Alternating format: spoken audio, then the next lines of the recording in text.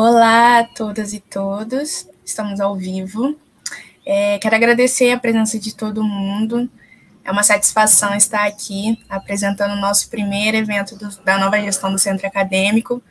E como eu disse, né, não é um qualquer evento, é o primeiro evento do Observatório de Direito e Tecnologia.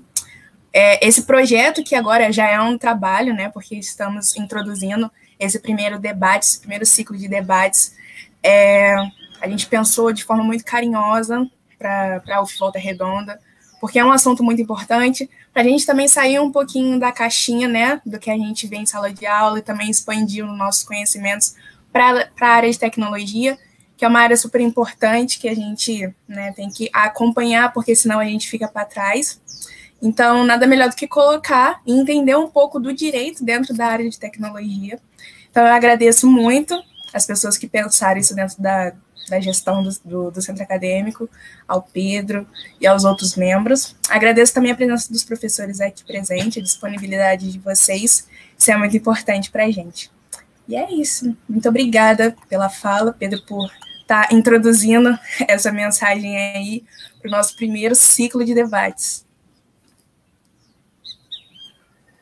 Amanda, eu que agradeço por fazer essa introdução. De fato, é com muito ânimo, né, que hoje iniciamos o nosso primeiro evento organizado pelo Observatório de Direito e Tecnologia, do Centro Acadêmico Dom Valdir Calheiros, da UF Volta Redonda. O Observatório ele surge, né, da urgente necessidade de uma discussão qualificada e acessível sobre as inúmeras inovações tecnológicas experimentadas pelo direito recentemente. Buscamos proporcionar à comunidade acadêmica a exposição dos temas que permeiem nessa discussão, por nomes qualificados, ou seja, com propriedade acadêmica e profissional nas áreas abordadas, os nossos ciclos de palestras, em especial este de hoje, tem como enfoque o reconhecimento da necessidade daqueles responsáveis pela construção ativa do direito em cada vez mais desenvolver aptidões multidisciplinares, né, para que assim possamos nos capacitar a fazer o direito, acompanhar a emergente complexidade que a sociedade, o Estado e o fenômeno econômico estão a adquirir em nossos tempos. Justamente por isso, trataremos hoje do tema casos de aplicação de blockchain no setor público.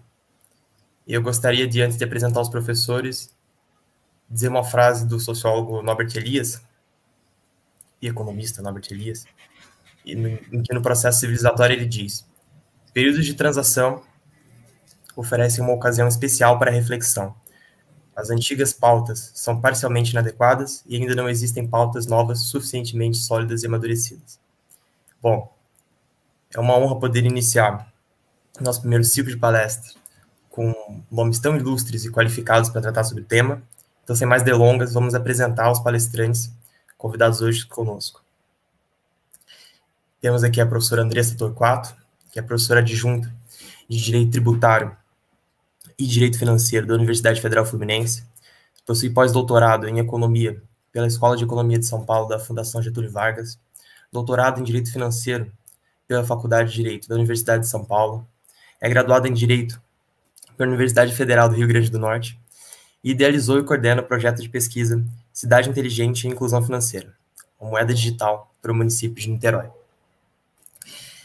E temos conosco também o professor Gladstone Arantes Júnior, que, com mais de 30 anos de experiência na área de TI, é doutor pela COPER, UFRJ, na área de algoritmos distribuídos, em projetos de blockchain do BNDES desde 2018, é inventor do BNDES Token e professor visitante do tema em pós-graduações da FGV São Paulo e IBMEC-RJ, e é membro do GT Blockchain da FEBREBAN. É palestrante e coautor de artigos no Brasil e no exterior, então como foi citado pela imprensa especializada na lista de pessoas mais influentes da comunidade blockchain no Brasil. Bom, é com essa introdução, então, que eu vou passar a palavra para a professora Andressa Torquato, para ela começar a exposição do tema dela.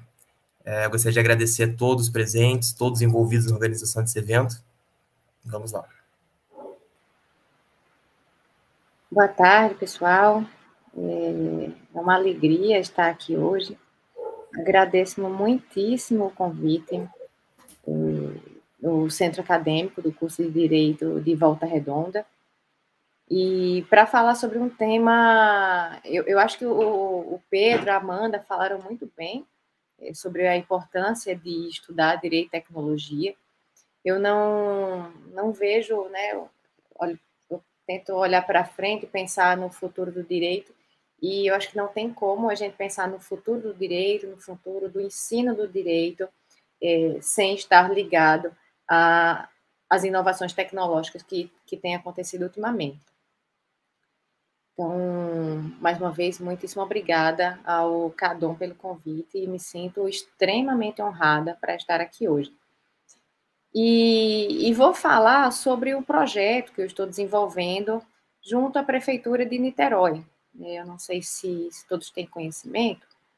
A Prefeitura de Niterói, ela lançou um edital bastante inovador para selecionar projetos dentro da UF, né, a serem propostos por professores da UF, um edital para selecionar projetos aplicados, ou seja, a ideia do município de Niterói é aproveitar o capital intelectual da UF, né, para desenvolver, para auxiliar no desenvolvimento de Niterói e, ao mesmo tempo, desenvolver a pesquisa no âmbito da UF. Né? Então, aqui a gente tem uma relação de ganha-ganha. Ganha a universidade, que desenvolve pesquisa, desenvolve tecnologia, esse é o papel para o qual a UF foi criada, e também contribui para o desenvolvimento da cidade de Niterói.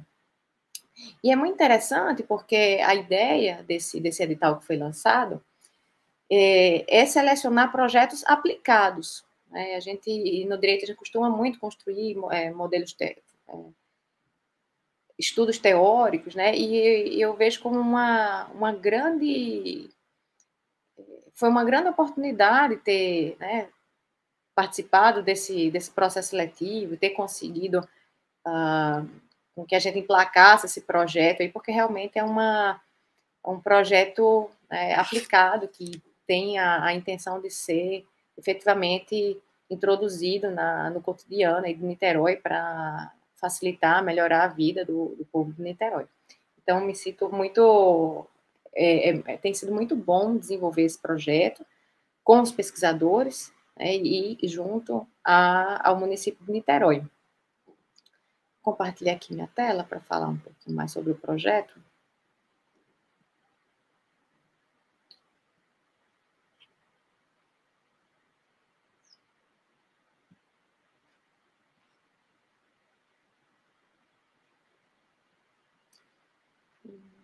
Bom, acho que vocês estão vendo minha tela, né? Depois, se não tiver, Pedro, Amanda, me avisem aí. Tá. Bom, então, o nome do projeto que eu coordeno, né, e é sobre isso que eu vou falar hoje. Então, é um projeto que visa introduzir, visa criar uma moeda digital de recompensa para o município de Niterói, utilizando tecnologia blockchain. O título do projeto é Cidade Inteligente e Inclusão Financeira, uma moeda digital para o município de Niterói. Como eu disse, foi um projeto PDPA. Esse projeto de desenvolvimento aplicado, que foi esse edital que foi lançado pelo município de Niterói, nós fomos aprovados aqui na área eficiente e comprometida, Niterói eficiente e comprometida. E o objetivo geral do trabalho é produzir um estudo técnico e um protótipo aptos a conferir o suporte jurídico, econômico e de tecnologia da informação necessários para a implementação de uma moeda digital de recompensa pelo município de Niterói, que a gente chama de uma Citycoin. E desde já quero destacar, acho que algo que é muito importante, a equipe desse projeto. Esse projeto ele é formado por pesquisadores do direito. Eu coordeno, sou professora de Direito Financeiro e Tributário, tem a vice-coordenadora, que também é professora aqui do curso de Direito da UF de Volta Redonda, a professora Patrícia, professora de Direito Civil.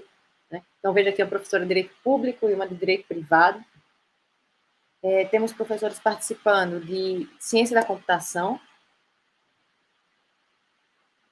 e professores de Economia. Né? E, da mesma maneira, temos pesquisadores de Direito e de Ciência da Computação. Então, um projeto interdisciplinar e que acho que realmente a gente tem que fortalecer esses laços de desenvolvimento de pesquisa interdisciplinar, sobretudo com o pessoal da computação da UF, que é um curso fortíssimo, né, dentro da UF, o Instituto de Tecnologia.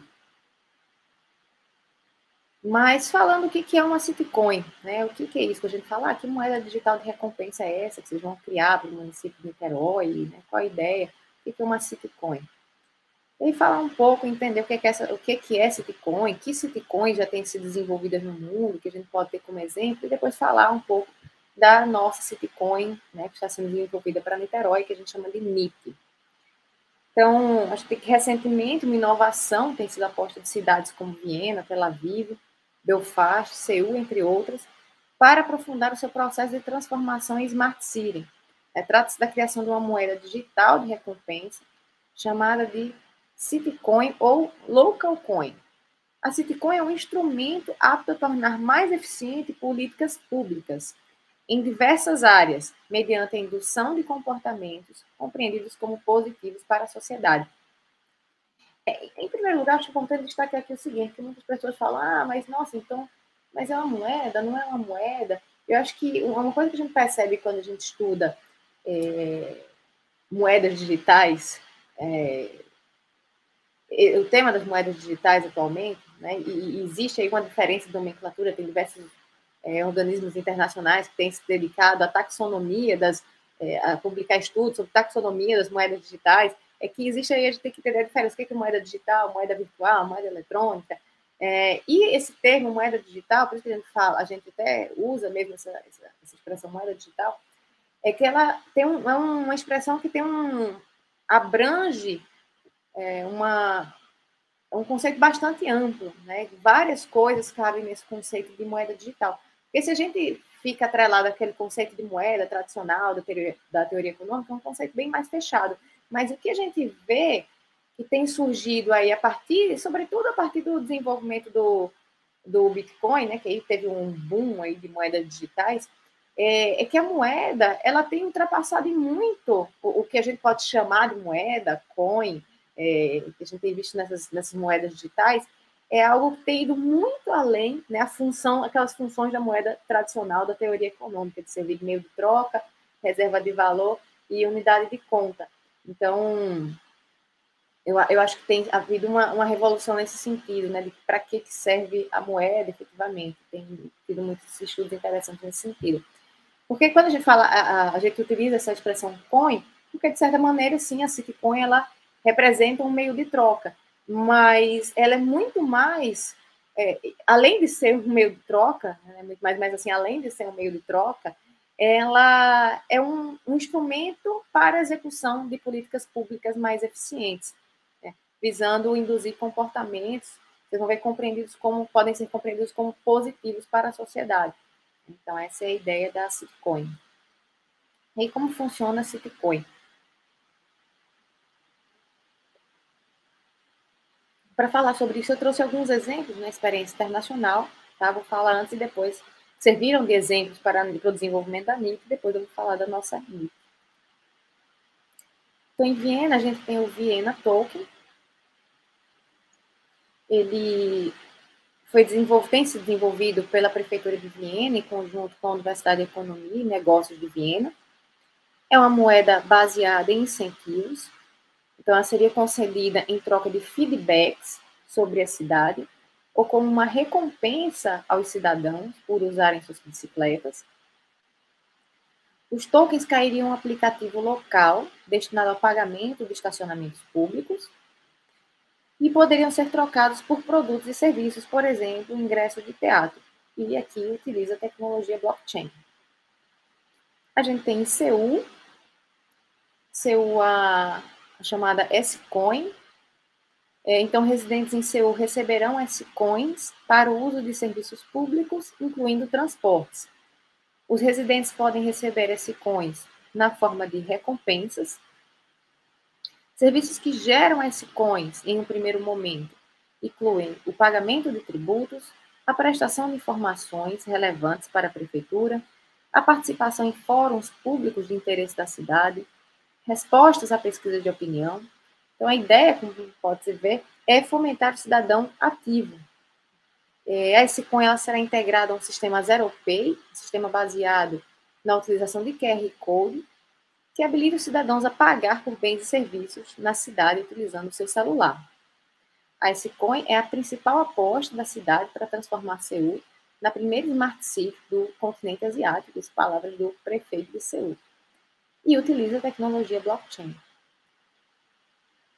A gente tem também uma moeda digital de recompensa em Tel Aviv, é a chamada Colu.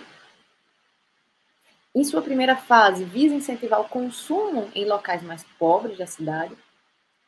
Pode ser utilizado em estabelecimentos pré-selecionados. Recompensa usuários do aplicativo Colu que realizarem 5 transações de pelo menos 20 Scalim, com 25 moedas equivalente a 20 Scalim. Espera-se que em uma segunda fase, a moeda possa ser usada para recompensar o uso de transporte público e o relato de problemas ao serviço municipal por meio do número 106. Nesse caso, não utiliza a tecnologia blockchain, tá? E é gerenciado por uma empresa privada israelense chamada Colu, e que tem o objetivo de exportar essa tecnologia para outras cidades. Inclusive, uma das cidades que tem utilizado essa tecnologia Colu, que eu vou falar a seguinte, é Belfast. Belfast tem utilizado essa plataforma da Colu também para criar a Belfast Coin. Ela é também uma moeda baseada em incentivos. Residentes poderão acumular Belfast Coins como recompensa por reciclar o seu lixo, comprar em estabelecimentos locais, ações voluntárias e participar de atividades cívicas. Ela poderá ser utilizada para pagamento em restaurantes, lojas e cafés da cidade. É disponível por meio do aplicativo Colu. E aqui ele possui um sistema de paridade, né? Cada token vale £1. E também não utiliza tecnologia blockchain. Aqui tem outras iniciativas no mundo, aqui não necessariamente de sitcoins de recompensa, mas algumas outras iniciativas de moedas digitais municipais. E eu trouxe um exemplo também, eu gosto de citar esse exemplo, ele não é propriamente uma sitcoin, porque ele não é emitido por uma cidade, né, por um município. Mas é um exemplo interessante de moeda digital de recompensa, que é emitido por uma empresa privada, gerenciado pela Alipay, um projeto chamado Ant Forest, e que já ganhou diversos prêmios na ONU, e que pode servir de exemplo também, no caso da gente, tem influenciado a construção da NIT. Então, no caso do Ant Forest, os usuários da Ant Forest adquirem pontos por meio de ações diárias, como no uso de transporte público ou pagando contas de serviços públicos online. Para cada ação, eles recebem pontos de energia verde. E quando acumulam um certo número de pontos, uma árvore é plantada. Então, a árvore é plantada e você consegue acompanhar ali o crescimento da sua árvore no aplicativo, é bem bacana. Foi lançada pelo Ant Financial Service Group, afiliado do grupo Alibaba, e recebeu o prêmio Campeões da Terra em 2019, que é considerada a maior honraria ambiental da ONU. Esse aqui tem sido uma aplicação que tem sido bastante bem falado para Niterói, porque Niterói é uma cidade que tem um objetivo muito claro, uma visão muito clara de proteção do meio ambiente, então, sustentabilidade ambiental. Então, essa é uma aplicação que tem feito bastante sucesso em Niterói. Então, alguns pontos por que implementar uma sitcoin em Niterói, incentivar comportamentos que gerem um maior envolvimento do cidadão com a cidade, né? Então, a gente comenta que, por exemplo, até pegando o caso da árvore, a gente teve um webinário que a gente conversou com o secretário de Meio Ambiente de Niterói, e ele falou que havia já um financiamento, até do BNDES, direcionado para Niterói, um financiamento grande para o plantio de milhares de árvores. E é muito diferente o cidadão saber, beleza, vai ser plantado milhares de árvores aqui em Niterói. E é muito diferente do cidadão, sabendo disso, ele poder ser o curador de uma árvore, saber exatamente onde ela está, acompanhar o crescimento. Então, isso gera um maior envolvimento do cidadão com a cidade. Bom, sem contar as outras possibilidades também, de você ganhar NIT por participar de uma pesquisa de opinião, que vai ajudar no planejamento da cidade, uma pesquisa de opinião sobre atendimento num serviço público que foi prestado. Então, tudo isso gera realmente um envolvimento do cidadão com a cidade. É também uma ferramenta eficiente para a implementação de políticas públicas em diversas áreas, como ambiental, educação, saúde, tributação e segurança pública. Tem o objetivo de fomentar o comércio local também, pela possibilidade de utilizar essas NITs no comércio local, aí em troca de descontos. A gente tem também o objetivo de destacar Niterói como o polo de inovação e líder brasileiro em Smart City, e potencializa a comunicação direta do cidadão com o poder público, permitindo que a prefeitura conheça melhor as preferências individuais dos cidadãos e, com isso, possa ter mais subsídios para planejar políticas públicas mais eficientes. Aqui é uma série de desafios jurídicos, econômicos, políticos e tecnológicos que a gente tem aí com a Citcoin. Estaria submetida a alguma regulamentação federal, estadual? Se sim, qual? Qual o desenho jurídico é necessário para que ela possa funcionar e ser atrativa? Vai ser uma moeda eletrônica, uma moeda virtual, centralizada, descentralizada, conversível, não conversível? Vai utilizar criptografia, vai utilizar blockchain, né? Então, eu não vou ler todos, mas são diversos desafios aí que a gente tem enfrentado durante o projeto para dar o desenho exato da NIT.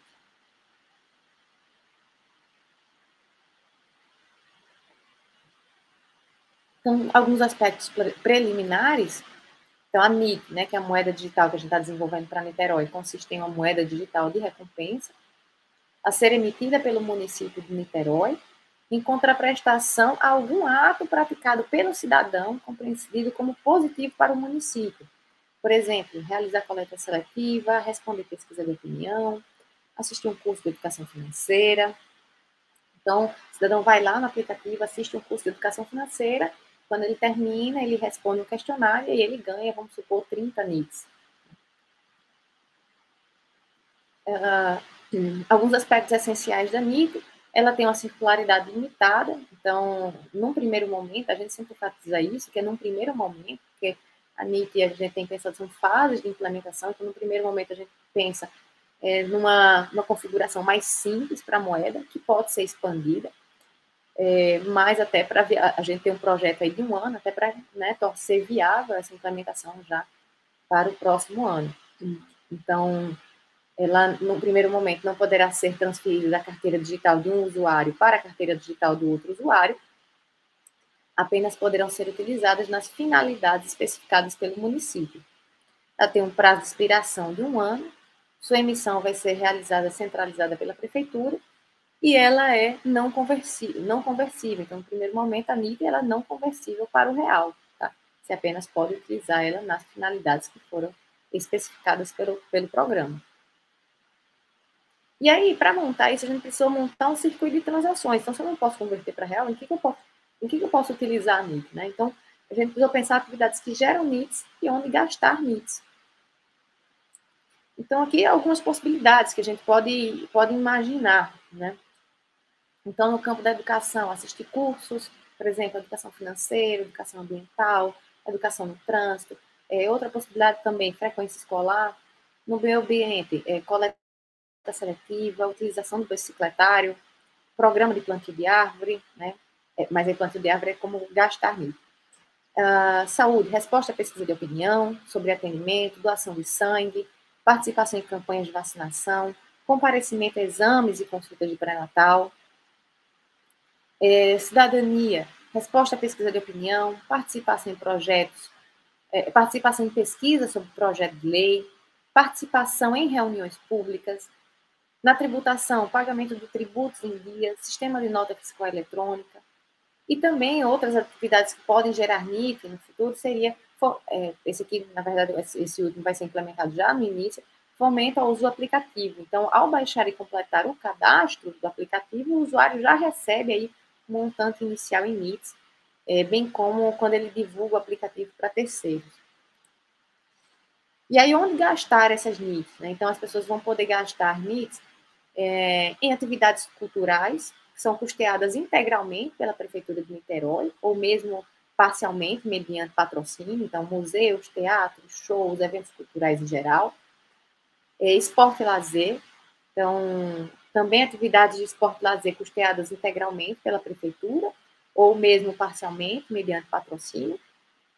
Aí a gente tem jogos de futebol, vôlei, basquete, eventos esportivos e de lazer em geral.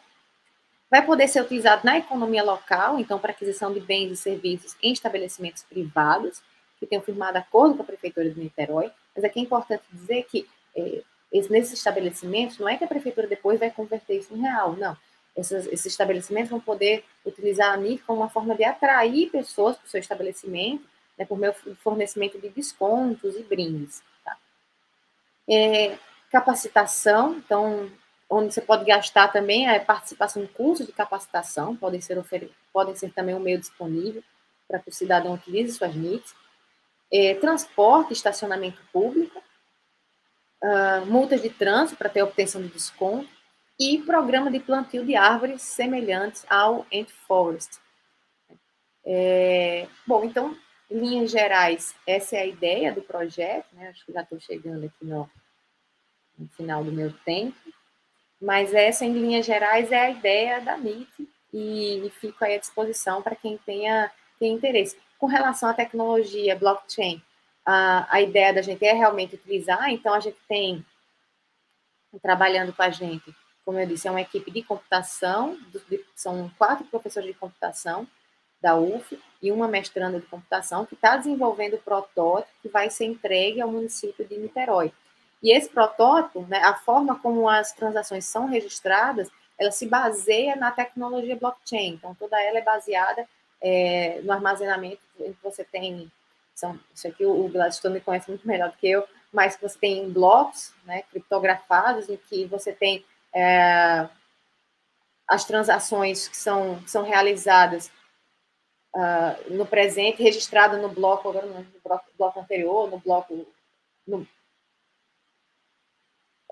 enfim, você tem um encadeamento aí de como essas transações são registradas de maneira que torne isso imutável, ou seja, não seja possível, se fique registrado e que você não tenha aí como haver duplo gasto, né, na realização da transação.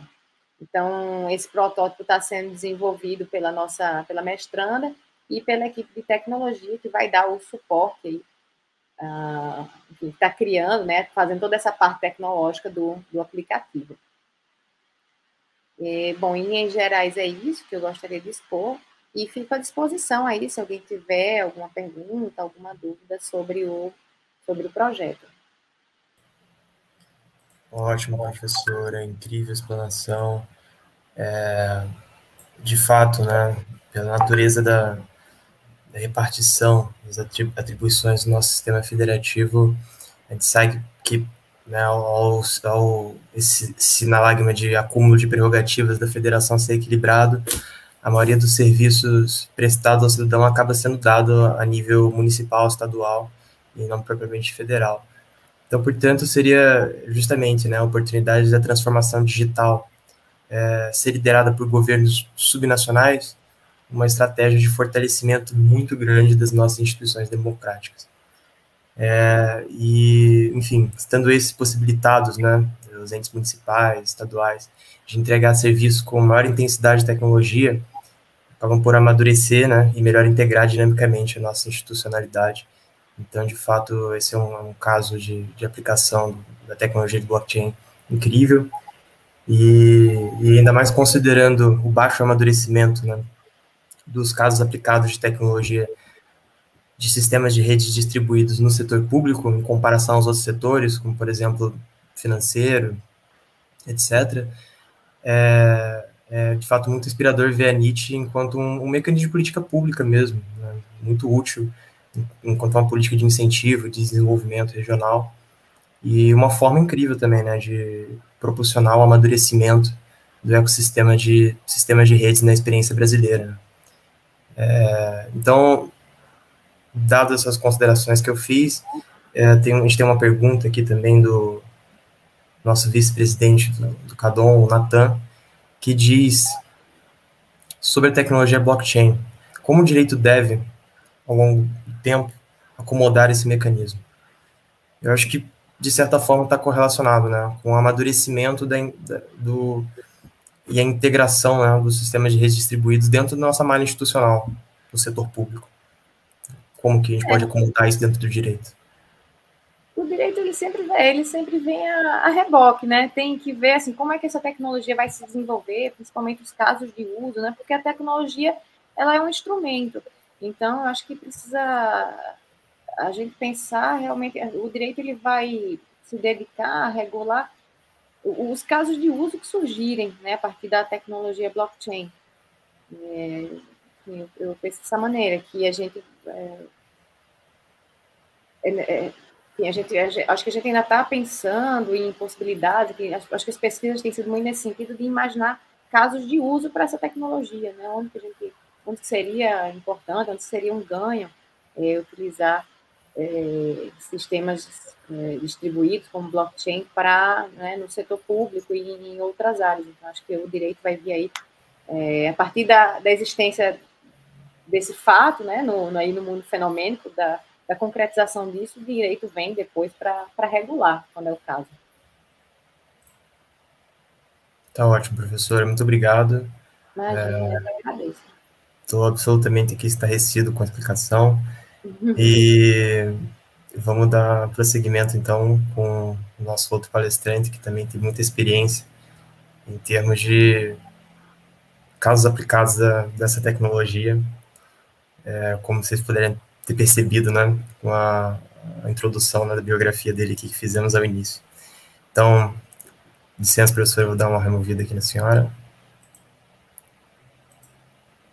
Bem-vindo, professor Gladstone. Fique à vontade para fazer a sua explanação. Bom, pessoal, antes de mais nada, obrigado aí pelo convite. É um grande prazer poder falar sobre blockchain, principalmente para o pessoal do direito, né?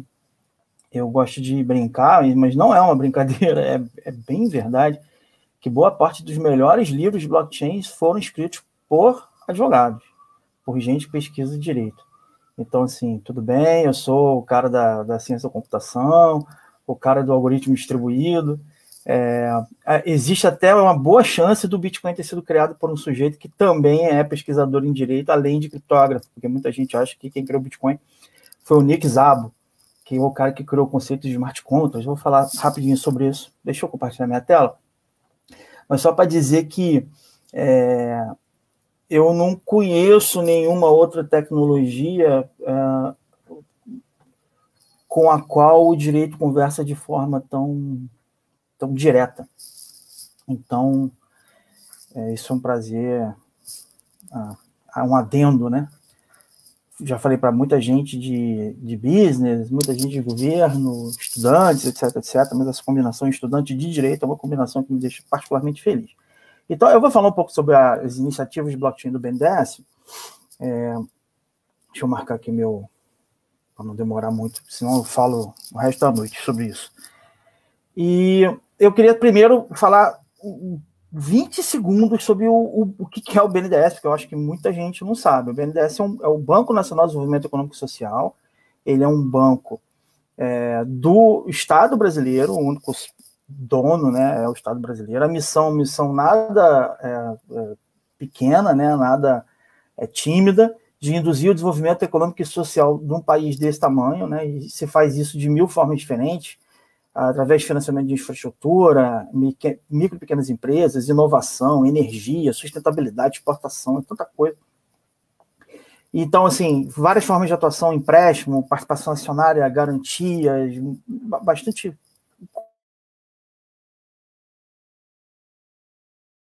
coisa.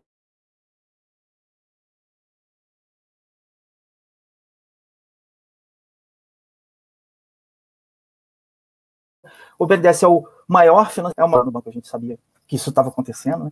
E somos o maior provedor de financiamento de longo prazo do Brasil. Então, só para ter essa noção. Como é que a gente, dentro desse banco, com essas características, a gente chegou em blockchain? De uma forma nada convencional, foi um concurso, né? Em 2016,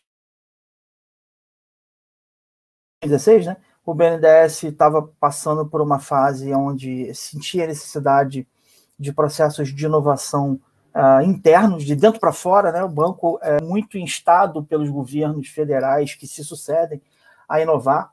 Então, de vez em quando vem uma coisa nova. Agora vocês vão fazer investimento desse tipo. Agora vai fazer privatização. E agora vai ser o banco de serviços, que é o caso atual. Então, essas inovações demandadas de fora, elas são muito comuns, mas as inovações que vêm de dentro, elas passam por caminhos muito mais complicados, por vários motivos. Então, 2016, a partir de 2016, tinha realmente uma movimentação muito importante, e ela desagou em várias iniciativas, inclusive um concurso de propostas de inovação, né?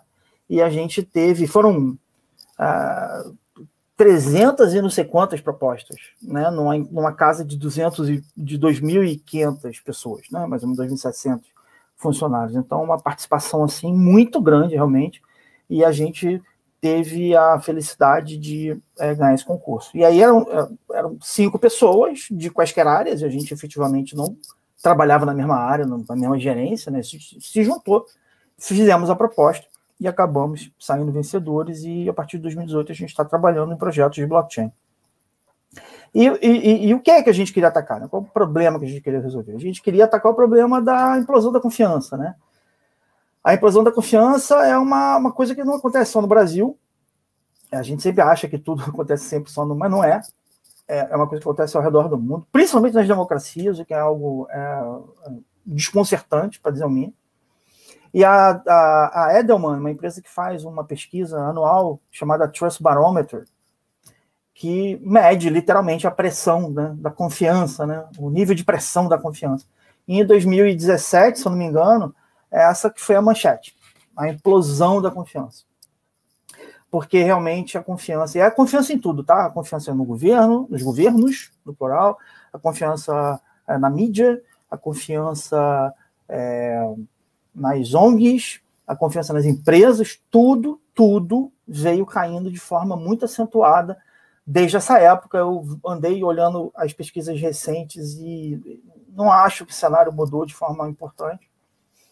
Sinceramente, eu não acho que eu estou falando nada que surpreenda vocês, né? É só você olhar para o lado, é só você ler jornal, é só você, sei lá, acessar o YouTube, e que você vai perceber claramente que o mundo passa por uma questão muito importante de crise de confiança. Principalmente, eu repito, nos países ocidentais, nos países democráticos, né? Ocidentais não, principalmente nos países democráticos. E os ocidentais pior ainda, né? Agora, não tem como negar que essa questão da falta de confiança, ela é ainda mais importante no contexto do governo, né, brasileiro. Né? No governo brasileiro, realmente, os níveis de confiança são muito baixos. Não estou falando desse governo, estou falando de governos, né, de uma forma geral. E o BNDES é uma empresa castigada, digamos assim, né, por um processo de falta de confiança também, né? Nós temos a percepção, e foi muito interessante descobrir de lá para cá que alguns pesquisadores também essa percepção de que o processo que leva a essa desconfiança tem muito a ver com a internet, tem muito a ver com as redes sociais. Eu sempre tive essa impressão, e foi legal saber que alguns autores também pensam assim. Se você fizer um paralelo legal, um paralelo muito interessante, você pode fazer vários paralelos, você pode fazer um paralelo com o início da televisão, do rádio, que também foi capturado por forças sinistras, mas você pode fazer um paralelo também lá da invenção da imprensa, né? Na Europa, lá do século XV, você tinha muito mais gente se expressando, né, através de papel, né, da imprensa, e muito mais gente consumindo informação, e o que você teve foi uma grande ruptura com o sistema vigente. Então, assim, a internet, possivelmente aqui a gente está no início, se você tomar como visão décadas, em vez de 1, 2, 3 anos, talvez, assim, se pensar em termos de décadas ou até em séculos, a gente talvez esteja no início de um processo da construção de uma sociedade diferente.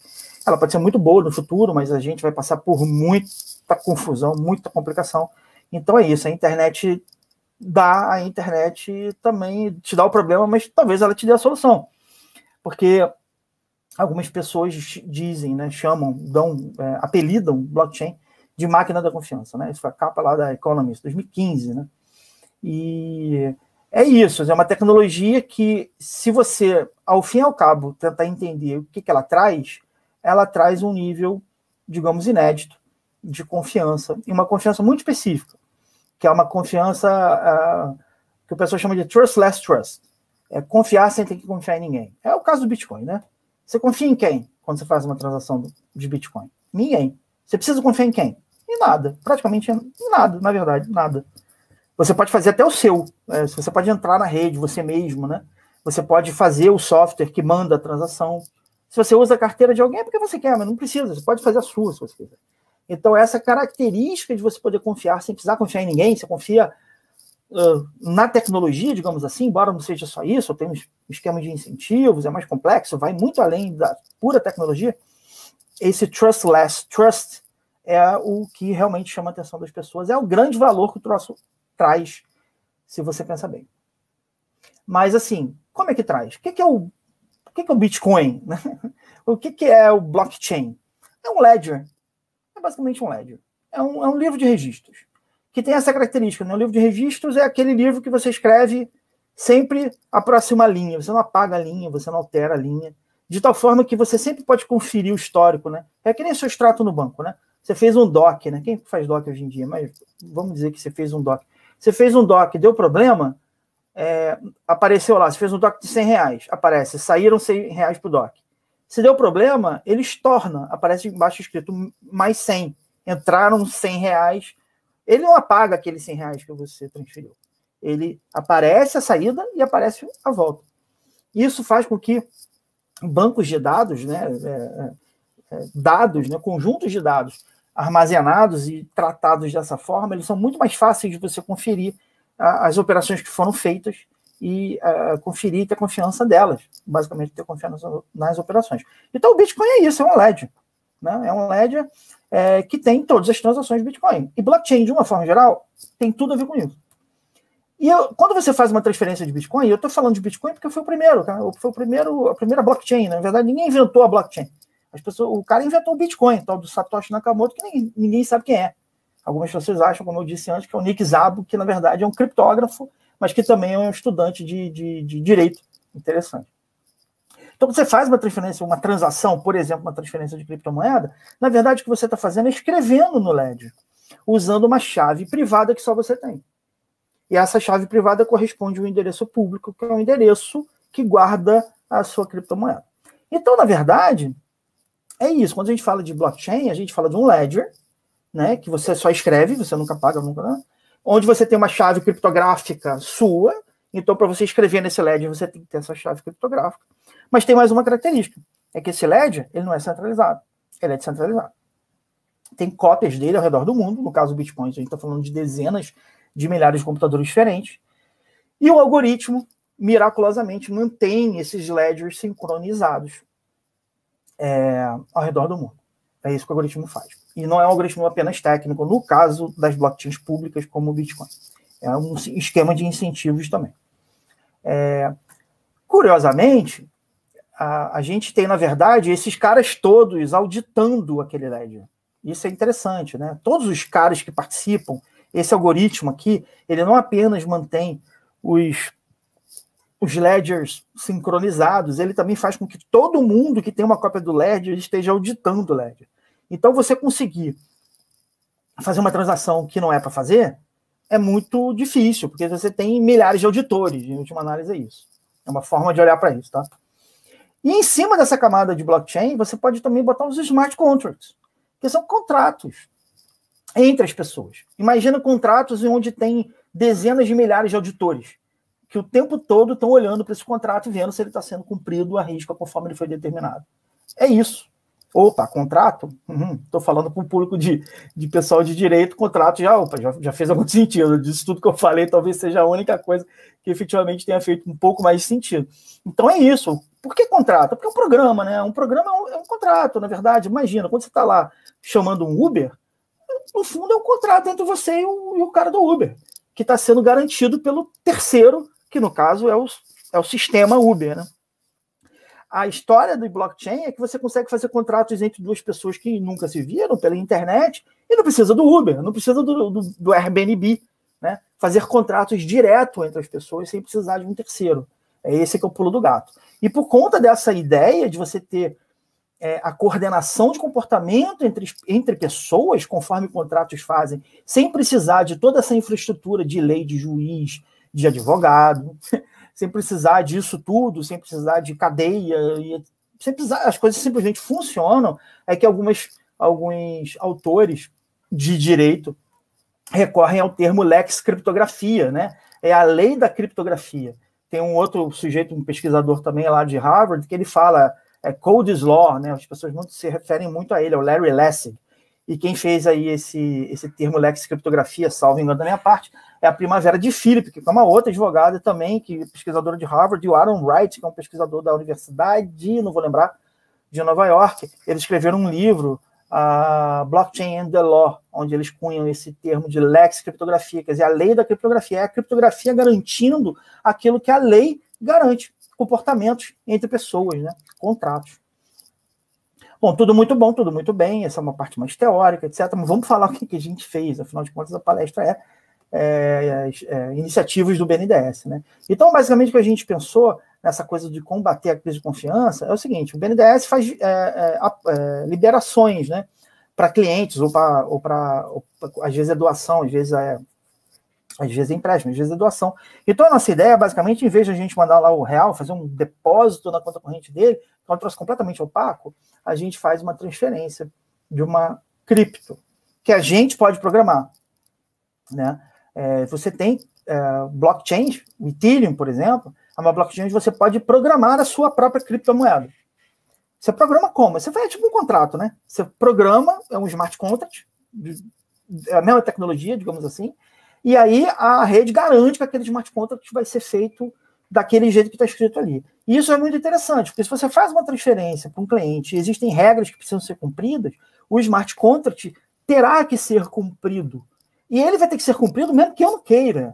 Isso é muito legal, porque, observa, não é uma questão só de transparência, porque transparência por transparência, o BNDES já é. Você já consegue entrar no site do BNDES e tem lá todas as operações, qual foi o empréstimo, quanto foi emprestado, as condições, as garantias, isso já tem, né? Isso aqui é mais que isso. Isso aqui é o seguinte: eu botei explícito as regras que eu preciso cumprir. E você pode ficar olhando na blockchain o tempo todo as regras sendo cumpridas. Na verdade, você vai olhar para quê, né?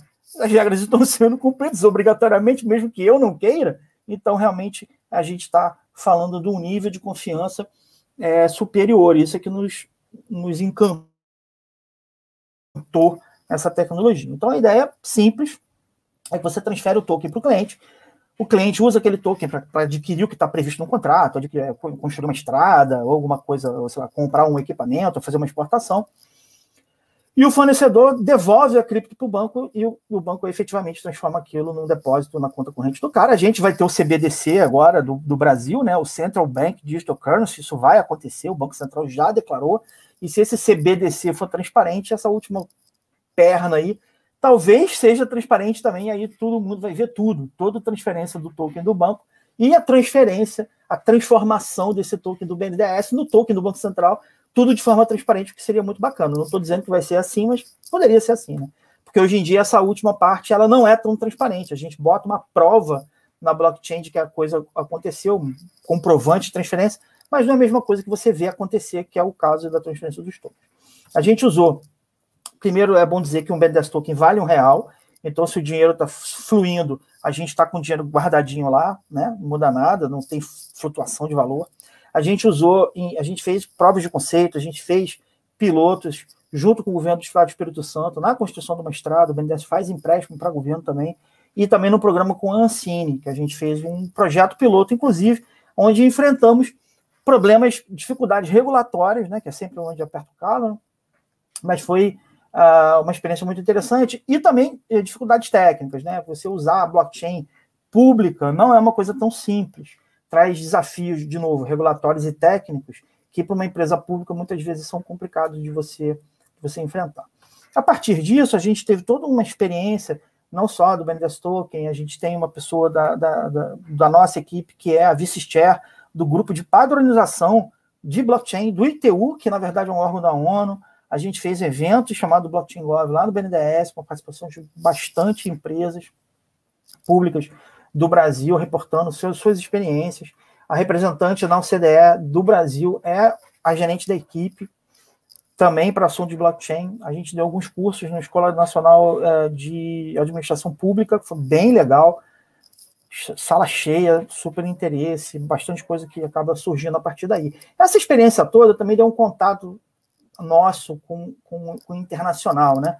Fez palestra, artigo no exterior e tal.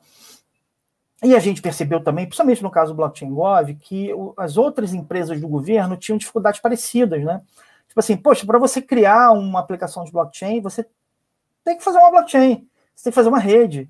É meio tipo assim, o Mark Zuckerberg quer criar o Facebook. O exemplo é péssimo, né? Mas tudo bem. O Mark Zuckerberg quer criar o Facebook. E ele tivesse que criar a internet, já imaginou isso? Pois é, então é meio mais ou menos isso, né? O cara, ou ele usa uma rede pública, que já existe, ou se eu quero fazer um caso de uso, eu preciso criar uma rede. Então, estava todo mundo matando esse mesmo leão, né?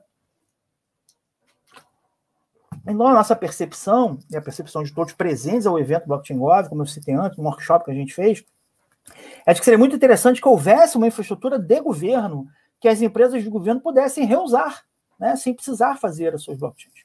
Então, baseado não apenas nessa necessidade, mas também em algumas redes, que a gente chama de redes públicas permissionadas, né? E aí eu preciso me explicar um pouquinho. Você tem a blockchain, tipo Bitcoin, que é uma blockchain pública que qualquer um pode participar, mas você também tem as redes permissionadas. É basicamente um conjunto de empresas e instituições se unem e fazem uma blockchain entre eles. Não tem criptomoeda, ou normalmente não tem. O algoritmo, a tecnologia é muito mais simples, muito menos complicada de usar do que as blockchains públicas, embora possa ser compatível o código, mas isso não foi nesse detalhe, é muita nerdice, né? E aí você pode... Qual é o nosso desejo? Pô, seria legal que a gente pudesse juntar umas empresas do governo e fazer uma blockchain, mas não uma blockchain para a gente falar uns com os outros, mas uma blockchain para a gente, para o público poder olhar, assim como acontece no caso da Ethereum, né, que eu falei antes, onde se tem um smart contract lá, qualquer um pode olhar. Essas são as redes públicas permissionadas. Existem experiências internacionais. A Alastria é a rede da Espanha, a EBSI, que é a European Blockchain Services Infrastructure, que é uma blockchain da União Europeia, a LACchain, que é uma blockchain para a América Latina, liderada pelo BID, que é um banco de desenvolvimento, então muito interessante essa comparação. E tem uma também na Argentina, chamada BFA, que eu tenho até que colocar aqui, a gente conversou com eles recentemente. BFA, blockchain, não sei, da Argentina. Blockchain Federal da Argentina, alguma coisa assim.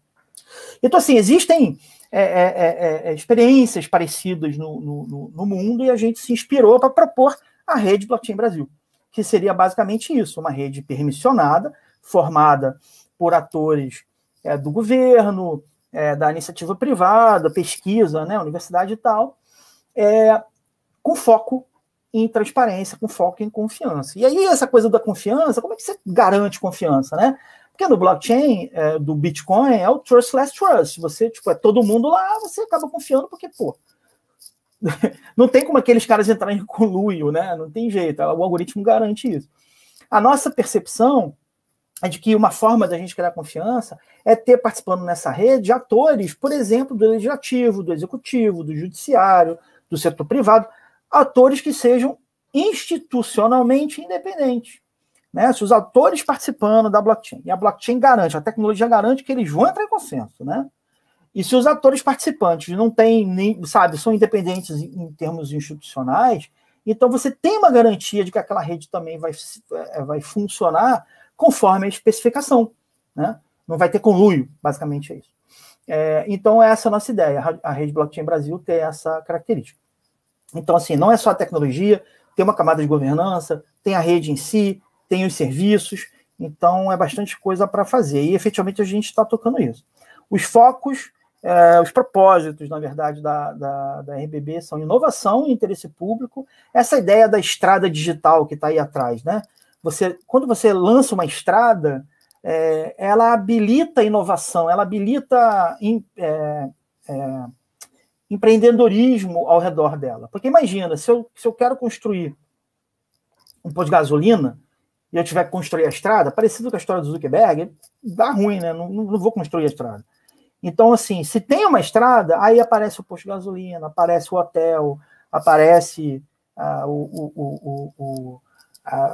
canaliza a produção da indústria que está ali do lado daquela estrada. Então, essa infraestrutura digital de blockchain, ela vai viabilizar nosso desejo, viabilizar a inovação no uso da tecnologia dentro do contexto do serviço público, dentro do contexto também do interesse público. Então, inovação é um grande propósito. O segundo grande propósito é confiança.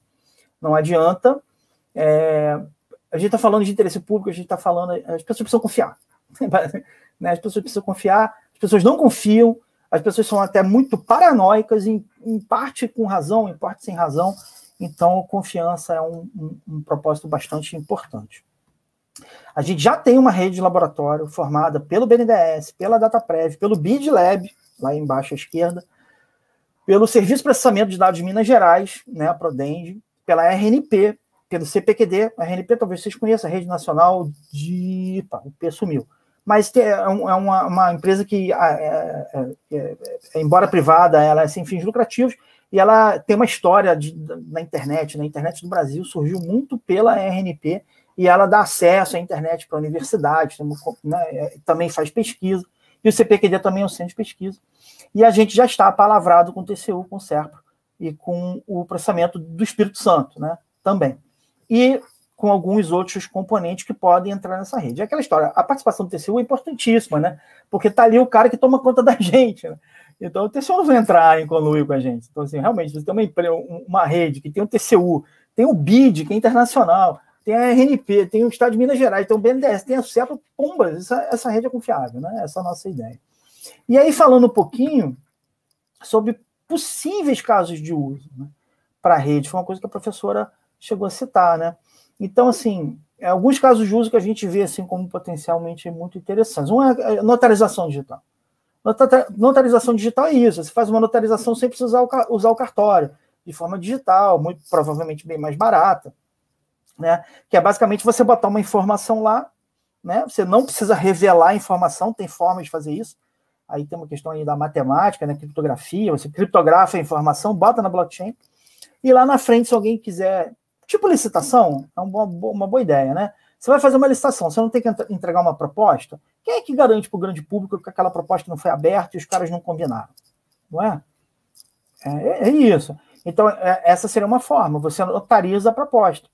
Se você notariza a proposta, quando for a hora de abrir os envelopes, você não tem como apresentar outro envelope, entre aspas, um envelope digital no caso, né? Você não tem como apresentar outro envelope, você vai ter que apresentar o mesmo, porque... o dado está criptografado lá na blockchain. Você tem que conseguir provar que é igual, né? E então esse é um uso muito interessante, por exemplo, para a licitação pública, digital, totalmente digital. Um outro uso interessante é gasto público transparente. Por que o BNDES Token? Que, aliás, no início se chamava BNDES Coin, tá? O nome era BNDES Coin. E aí, a terceira vez que o diretor se confundiu e chamou a gente do grupo do Bitcoin, a gente achou que aquilo ali não estava ficando meio perigoso, a gente trocou para BNDES Token. Mas, assim, além do BNDES Token, podia ter, sei lá, o Ministério Token, o Governo do Rio de Janeiro Token, sei lá. Por que não torna tudo transparente? Por que os gastos públicos que possam, né, ser transparentes, nem todos podem, obviamente, mas aquilo que pudesse ser transparente, desse jeito, né, de forma indelével, cujas regras já estão até determinadas no próprio smart contract que implementa o token, por que não? Então, esse é um outro caso de uso que pode ser bastante interessante. Aí, quando a gente pensa que o Banco Central do Brasil já indicou que terá uma criptomoeda dele, quer dizer, uma moeda digital, né? Pode ser blockchain. Então, a gente tem aí um potencial de crescer nessa questão, né? De evoluir nessa questão da transparência. E seria, assim, uma realização de vida. Eu posso me aposentar, né? Se a gente tiver uma moeda de governo transparente no Brasil, eu acho que, sinceramente, para mim já deu. Já fiquei feliz, já valeu o trabalho. Então é isso. Eu agradeço aí, eu falei dentro do prazo, mas falei até rápido, fiquei até surpreso. É tanta coisa. E a gente tem esse e-mail, se vocês quiserem falar com a gente, fiquem à vontade, vai ser sempre um prazer responder. Afinal de contas, a gente é funcionário do governo, né? Então, portanto, em última análise, funcionário de vocês. Obrigado. Professor, muito obrigado pela explanação, fascinante. A gente tem, né, algumas perguntas aqui, 3 perguntas, eu recebi uma aqui pelo WhatsApp, tem 3 aqui no chat. Então, enfim, em primeiro lugar, é de fato bem fascinante como que a crise, né, de confiança generalizada, contingente aos governos, mídia, ONGs, empresas, etc., gerou esse respaldo institucional de uma empresa pública, né, para solucionar desafios impostos pela conjuntura econômica, social. É fantástico como que a equipe do laboratório do BNDES surgiu enquanto resposta a esse momento de fragilidade institucional das democracias liberais modernas, né? E como que, enfim, reconhecendo essa tendência ao imobilismo, né, de reformas estruturais ocasionadas pelos blocos de poder já instaurados nas nossas instituições, como os órgãos de controle, os modelos de contabilidade pública, o judiciário, por exemplo, a gente percebe esse caráter dessas tecnologias disruptivas, como a blockchain e os sistemas de redes distribuídos mais amplo senso, né, em gerar essa mudança de efeito democratizante, né, em cadeia. Isto é, né, diminuir custos de transação, ter maior interoperabilidade, desempregar no centro e conseguir empregar na ponta. A arquitetura é muito nobre, né? Gera, com certeza, novos modelos de contabilidade mais confiáveis, seguros, auditáveis, etc. E aí, feitas essas considerações, eu vou primeiro abordar aqui por nível de complexidade das perguntas. Primeiro, a Laura Ferrarese, estudante de Direito também do nosso curso, ela pergunta se o senhor poderia definir de maneira breve a diferença entre ela falou chave, mas no caso seria, né, uma rede pública e uma rede privada. Que ela sim. liga no assunto e parece, enfim... Não, a diferença não é óbvia, nem um pouco óbvia. Basicamente, assim, as redes públicas são essas que as pessoas falam... Quando você fala de blockchain hoje em dia, quase sempre as pessoas estão falando de rede pública, né? O Bitcoin, Ethereum, aí tem um monte, Cardano. Bom, vocês têm alguma noção de quantas criptomoedas existem no mundo? Mais ou menos? Noção. Chuta aí. 10, 100, 1000, 10 mil, 100 mil? Algumas, né? Pois é, mais de 10 mil. Mais de 10 mil. Então, assim, é muita coisa. Então, assim, essas redes públicas, quase todas essas são públicas, ou são construídas em cima de rede pública. Rede pública é o seguinte, qualquer um pode participar. Eu gosto de fazer uma brincadeira, que não é uma brincadeira, mas é verdade. Eu vi uma vez uma reportagem, os caras invadiram uma área de milícia ou de tráfico, não lembro direito, e descobriram um minerador de criptomoeda. Era uma máquina que minerava criptomoeda. E assim, é um fascínio, tem que ser preso, etc, etc. Mas, assim, para aquela rede, ele estava ajudando. Ele estava se comportando direitinho do jeito que a rede precisava. Isso que eu quero dizer é o seguinte, é qualquer um mesmo, né? Uma rede pública, qualquer um participa.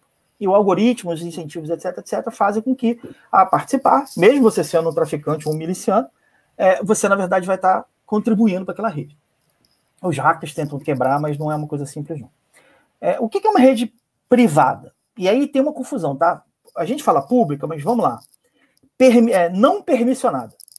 Essas são as redes não permissionadas. Por quê? Porque você não precisa de permissão para participar. Existem as redes permissionadas, que são as redes que você precisa de permissão para participar. As redes que são construídas em governo, tipo essa Lastra, EBSE, LACChain, BFA, RBB, que é a Rede Blockchain Brasil, RBB, são redes permissionadas, não é para qualquer um participar. Não dá para qualquer um chegar e, sei lá, minerar, porque não tem mineração, é diferente, mas simplesmente participar da rede. Mas as redes também podem ser públicas ou privadas. As redes não permissionadas, tipo Bitcoin, que não sei o quê, em geral são públicas, qualquer um pode usar também. Já a rede permissionada, ela pode ser pública ou privada. Eu posso fazer uma rede entre as universidades, por exemplo, ou entre os bancos, vai. Faço uma rede entre os bancos ela é permissionada e serve para quê? Para eles transferirem coisas entre eles, portanto, privada. De consórcio, né? Não é privada no sentido de ser de um cara, é daquele consórcio. Mas você pode juntar umas empresas e fazer uma rede pública, embora permissionada. Então, assim, são duas classificações, tá? Permissionada e não permissionada é quem participa da garantia do funcionamento da rede, e pública ou não pública, que tem a ver com quem pode usar a rede. E aí as redes permissionadas, tecnicamente, são muito, muito mais simples do que as redes públicas. Não tem criptomoeda, não tem incentivo no sentido... Porque para você participar do Bitcoin e contribuir, ou seja, ser um minerador, você tem que gastar dinheiro para minerar. Minerar não é barato, minerar é caro, né? Para você participar de uma rede permissionada, o nível de confiança já é maior entre os participantes, então é muito mais simples. Então é basicamente isso. Acho que falei até muito.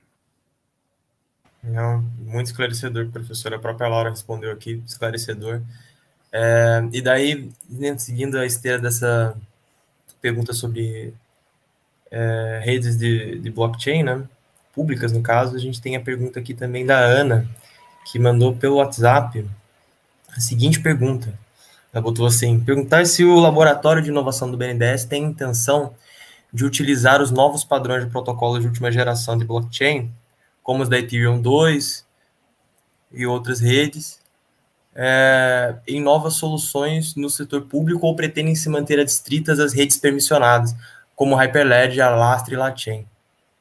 Essa dúvida aqui eu mesmo estou bem curioso para saber esse pessoal aí esse pessoal está entendendo o que está acontecendo. A versão nova da Ethereum é uma versão nova do protocolo não permissionado, que tem a ver com um incentivo, deixa de ser Proof of Work, passa a ser Proof of Stake, ou seja, para você participar, em vez de você investir em processamento, então, portanto, no último caso, em energia elétrica, você passa a investir com a própria criptomoeda. Nas redes permissionadas, você não tem esses incentivos, não precisa ter, porque você já... Então, o que acontece é que é um nível mais baixo, porque o ponto é, a gente usa Ethereum, mas permissionado. Nosso código roda na rede Ethereum, se eu quiser. Eu tiro dali, boto na rede Ethereum e vai rodar. Mas por que não é razoável, né? Quer dizer, pode chegar a ser razoável um dia. Pode chegar a ser razoável. Mas ainda não é, né? Então, assim, e aí, bom, vou responder porque eu estou entendendo que a pessoa sabe o que está perguntando com mais detalhes, né? Os planos porque o grande problema da rede Ethereum, do Bitcoin também, é a escalabilidade. Você só consegue processar 15 transações por segundo, é muito pouco. Então, para você chegar a 100 transações por segundo, tem um plano de fazer várias coisas super complexas, etc, etc. Mas o Ethereum 2.0 mesmo, hoje em dia nem dá para saber se ele vai chegar lá. Porque o próprio Vitalik, lá, que é o cara que inventou o Ethereum, ele já disse que provavelmente talvez não precise. E aí você tem umas outras soluções que ainda precisam ser depuradas, que o pessoal chama de rollups, né? Os rollups otimistas e os ZK rollups. É uma coisa que ainda precisa maturar. Então está bem longe da maturação. E aí tem que lembrar o seguinte: empresa pública é mais lento, né? É mais burocrático. Imagina você ter que comprar Ether para fazer uma operação. Não é simples. Você tem que fazer licitação de exchange de Ether. Caramba! Isso é muito complexo. Você explicar para o cara lá dentro do BNDES que tem que comprar Ether para fazer isso aqui. Hoje em dia já até dá, mas não é uma coisa muito simples. Então, assim, eu acho, e vamos lá. O que eu acho que é o potencial do blockchain? É uma coisa no nível de ter um outro iluminismo. É nesse nível. Não é só blockchain, tá? Internet. É isso aí. É ter outro iluminismo. É outra sociedade. É um negócio que imagina um camarada lá em 1400 e pouco pensando como é que quer ser o mundo no ano 2000. Sério. Nem dá. Não tem como. Uma sociedade dominada por reis e padres. Por reis e papas, no caso, né? É isso. A gente está numa sociedade, eu acho, assim, tem um metaverso, tem muita coisa lá para frente. Mas, assim, alguns autores dizem isso, eu concordo plenamente. Não é rápido. Não é rápido. Não é assim, pá. A gente tem que lembrar que a internet só virou o que virou lá em 2010. De 90 e pouco lá, que é quando o pessoal começou a ouvir falar, até 2010, era só promessa. Era só promessa. Entendeu? Então, assim, essas tecnologias muito fundacionais, tem um artigo muito legal lá da Harvard Business Review que fala sobre isso. Essas tecnologias fundacionais, elas precisam que muita gente faça muita coisa e que haja coordenação entre esses caras, para aquilo florescer. Então, essas tecnologias, elas demoram. E aí é o seguinte, assim como aconteceu no caso da internet, o que bombou primeiro foram as intranets. Saca a intranet? Intranet é esse negócio que você usa dentro das empresas, tem uma rede interna, que também tem uma página, que também tem um site, mas é interno. Pois é, por quê? Porque ali é menos perigoso, né? A gente está vendo hacking de 600 milhões de dólares rolando na blockchain pública. Então, assim, eu acho, muito sinceramente, que governo demora para ir para blockchain pública. A gente começou em blockchain pública. Eu não tenho notícia no mundo de um governo que tenha feito isso. De empresa, não tenho. Eu conheço muita gente, não tenho. Só a gente tentou. Aí foi, papai falou, não, legal, boa experiência, mas calma aí. Agora tem que botar o pé no chão. E aí a gente acha que realmente vai passar bastante tempo, as empresas incumbentes, governo não sei o quê, vão estar dentro de blockchain permissionada, talvez pública, permissionada, e de olho no que está acontecendo no resto, porque a grande revolução está lá no público, né? Está entre nós. Muito bom, professor, que aula. Enfim, eu queria fazer 300 comentários sobre o que o senhor falou, mas por... À vontade. Eu tô de férias. Amanhã eu tô de férias, fica à vontade, fala aí. Mas eu vou dar prosseguimento a... Eu acho que a Duda foi mais do que sanada. E, de fato, é muito interessante, né? Como que a gente pode se extrair uma série de experiências, de protocolos de governança diversos a partir desses... É um terreno super experimental, né? Mas, de fato, tem de se haver esse afinar entre uma tecnologia, né? Esses casos experimentais se melhor consolidarem para aquilo ser abraçado pela experiência pública, e, enfim, é todo um caráter mesmo bem prolatado no tempo.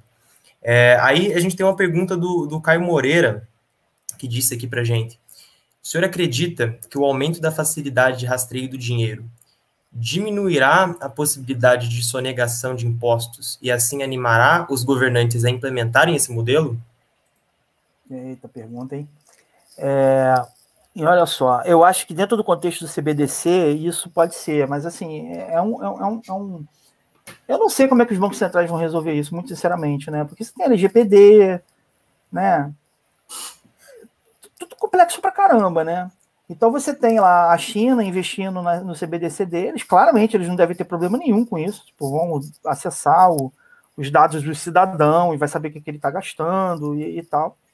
No caso do Brasil, existe um framework de leis de proteção de dados que tem que ser respeitados.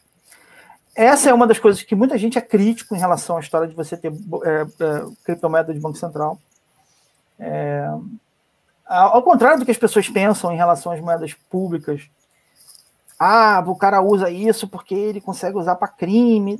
Olha, gente, não é tão simples assim, não. Um pouco na linha da pergunta mesmo, né? Porque você, na verdade, rastreia para onde está indo aquele Bitcoin. Paguei um Bitcoin em resposta a um ataque de ransomware, né? Que é o cara que sequestra teu dado e você tem que pagar ele com Bitcoin. Beleza, você vai gastar esse Bitcoin aonde? Se você foi numa exchange gastar, já era. Você, na hora de transformar, você tem que fazer know your client, o sujeito chega lá. Tanto é que já aconteceu em vários casos de você ter crimes que foram solucionados, ou pessoas que foram presas por terem cometido crimes porque usaram Bitcoin, né? O que não é verdade para todas, não. Tem criptomoeda que efetivamente é escondida mesmo. Monero, Dash pode ser escondida, Monero sempre é escondida, Zcash. Então tem casos que são realmente mais graves, e aí tem essa questão toda de combate ao terrorismo, etc, etc. E crimes, etc. Mas, assim, eu acho que os governos vão passar por uma dicotomia complicada, né? Eu não acho que, por exemplo, no caso do Brasil, o Banco Central esteja indo por esse caminho por isso. Esse está longe, isso não é o motivo. O motivo é mais geopolítico, né? Você tem a China entrando, daqui a pouco tem vários países. Em 2018, a gente fez uma visita ao MIT, lá no Digital Currency Initiative, que eles têm, e eles, naquela época, já estavam conversando com 11 bancos centrais sobre moedas digitais de Banco Central. 11, 2018. Então, assim, alguma hora vai sair explodindo. Eu acho que a ideia do Banco Central do Brasil é ter uma posição meio que de liderança local, né? Assim, mais ou menos isso, né? Então, eu acho que a motivação não é essa, mas a gente tem que manter sempre a barba de molho, no caso a barba mesmo, né? A barba de molho, né? Porque a gente tá careca de saber, pô, que piadinha sem graça. Nerd é assim mesmo, gente, desculpa. A gente tá careca de saber que uma coisa é o agora, outra coisa é como é que a história se desenrola, né? Então a gente tem que sempre ficar tentando equilibrar essa coisa da vantagem, né? Essa coisa de digital e privacidade de dados, isso é uma das grandes discussões dessa modernidade nossa agora, né? Eu não tenho resposta, eu acho muito complexo, sinceramente muito complexo. Vou colocar até uma questão a mais, estou falando a beça, meu Deus, mas vou colocar uma questão a mais, e que é uma coisa que alguém precisa resolver. A China tem uma vantagem competitiva claríssima por não ter que se preocupar com isso, né? A partir do momento que ela não tem que se preocupar com isso, ela pode acumular dados, se ela acumular dados, ela processa os dados, se ela processa os dados, ela toma uma decisão melhor. E aí? Como é que o pessoal do Ocidente vai reagir a isso? Tem uma entrevista do Harari, né, no Harari, onde ele diz que a gente pode estar vivendo uma distopia, porque as sociedades liberais, né, democrático-liberais, a grande vantagem delas em relação às sociedades centralizadas, de planejamento central, é que o processamento é distribuído. É isso, você não consegue processar tanta informação, né? Tipo, Stalin não conseguia processar tanta informação, tinha coisa que acontecia que nem ele queria, digamos assim, né? Tem essa tendência autopoética, né? O sistema ele vai organicamente tendo esses diferentes... Exatamente, se ajustando de acordo com os incentivos de cada ator. Agora, o que acontece é que com Big Data e informação pra caramba, IoT, etc., a China pode centralizar os dados e tomar decisão melhor, ou tão boa quanto o processamento centralizado. E aí? É um dilema. É um dilema. Aí você faz o quê? Faz a mesma coisa que a China? Melhor não, né? E aí o Harari na entrevista... melhor não, né? Aí o Harari na entrevista fala, olha, talvez modelos baseados em blockchain resolvam isso. E tem gente pensando nisso, da tentativa de você ter possibilidade de processar a informação sem precisar revelar a informação, revelar as pessoas, né? Em suma, esse eu acho que é o grande dilema do Ocidente. Incrível, professor. Infelizmente, a gente vai ter de encerrar por uma questão de horário. A gente vai bater 1h20, mas estou muito agradecido aqui. Inclusive, fica o convite ao senhor, quando o senhor quiser voltar ao nosso centro acadêmico, quando a gente conseguir terminar esse período pandêmico, se Deus quiser, talvez até presencialmente na nossa universidade, conhecer as instalações de lá. Foi uma honra poder hosteá-lo aqui. É um prazer. Inclusive, eu me sinto quase que em família, porque a minha irmã é professora da UF de Campos e foi formada, fez o doutorado em História na UF de Niterói. Só falta realmente a cidade de vocês, mas UF tá no DNA da família, praticamente. Tá no DNA de todos nós aqui. E eu gostaria de, enfim, abrir espaço para considerações finais, tanto a professora quanto o professor queiram fazer antes da gente encerrar. A gente está indo para os últimos momentos assim, de conclusão. Eu queria só agradecer, dizer que foi muito bom participar desse momento, e foi muito bom ouvir o Gladstone. Eu já tinha ouvido palestra dele antes, ele participou de um dos webinários da NIT, não foi, Gladstone? Do nosso último webinário, e foi excelente, enfim, hoje foi bacana que deu para conversar um pouco mais e ouvir um pouco mais dele sobre uma visão aí de futuro para blockchain, enfim, para a CBDC, e foi muito bom. Obrigada, foi muito bom estar aqui hoje. E agradeço demais aí o pessoal pelo convite e parabenizo, né, pela iniciativa. Parabéns, vocês estão muito legal essa primeira série de eventos que vocês estão realizando online, né, ter sido justamente nesse tema. Parabéns para vocês aí pela escolha, especialmente o Pedro aí, né, que está bastante engajado, foi quem me convidou. Então, parabenizo pela iniciativa e pela condução dos trabalhos, Pedro. Obrigado, professora. Gente, eu também queria agradecer a professora Andressa, não só pelo convite antes, mas também hoje. Foi bacana ouvir vocês e estou empolgado aí com esse projeto da NIT, bem interessante. Espero ouvir muito sobre ele mais no futuro. Agradecer demais a vocês, Pedro, a condução excelente também. E dizer para vocês, vou repetir, nessa área que me é muito cara, blockchain, os melhores livros foram escritos por advogados, não deixam de lê-los. Tem muita oportunidade. Ai, meu Deus, entrou um novo frequentador aí. Excelente. Novo palestrante. Novo palestrante. Né? Então, pessoal... E muito obrigado por essa conversa, foi muito legal. É com esse clima feliz que a gente está encerrando, então, nosso primeiro ciclo de palestras do Observatório de Direito e Tecnologia do Centro Acadêmico de Direito da UF Volta Redonda. Muito obrigado, professora da casa, professora Andressa. Obrigado ao professor novamente. Vamos encerrar, então, com 1h20 aqui em ponto. Obrigado a todos os presentes, todos os comentários muito queridos aqui, as perguntas. Uma boa noite a todos. Boa noite, parabéns, pessoal. Tchau, tchau. Boa noite, parabéns, pessoal.